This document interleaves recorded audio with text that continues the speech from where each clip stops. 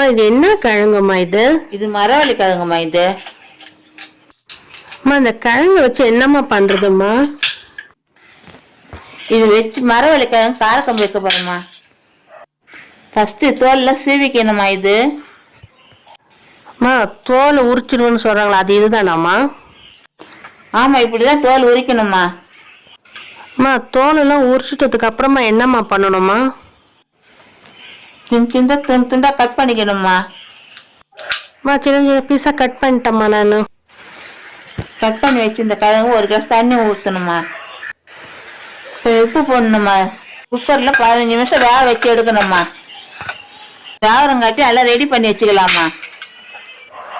இது மரவள்ளி கிழங்குமா. இப்படிதான் நல்லா வேக வச்சு மாவு மாதிரி இருக்கணும்.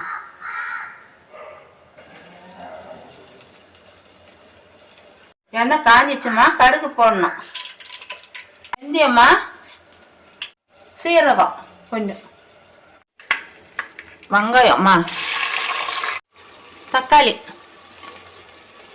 பச்சை மிளகாம்மா, கருவேப்பிலை,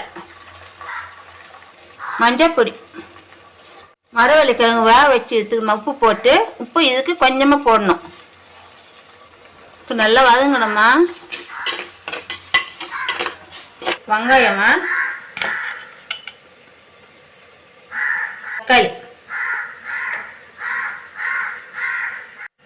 பூண்டு, கொஞ்சமாக தண்ணி ஊற்றி அரைக்கணும்.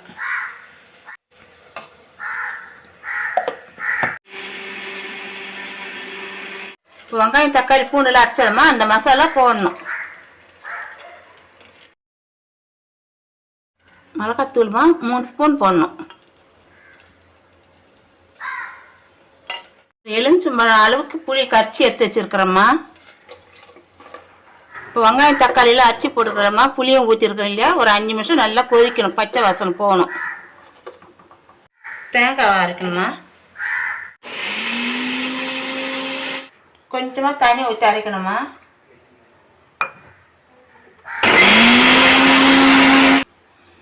நல்லா குழம்பு கொச்சிச்சுமா. இப்போ மரவள்ளி கிழங்கு வேக வச்சுக்கிறோம் இல்லையா, நம்ம அதில் போடணும்.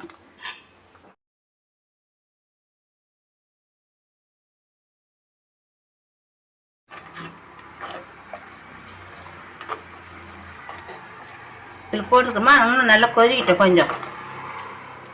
இப்போ நம்ம அரைச்சி வச்சுக்கிறோம் இல்லையா தேங்காய், இப்போ இது ஊற்றணும்மா. குழம்பு நல்லா கொச்சிச்சுமா. கொத்தமல்லி லாஸ்ட்டில் போட்டு இறக்க வேண்டியதான். மரவள்ளி காரக்குழம்பு ரெடி ஆகி போச்சுமா.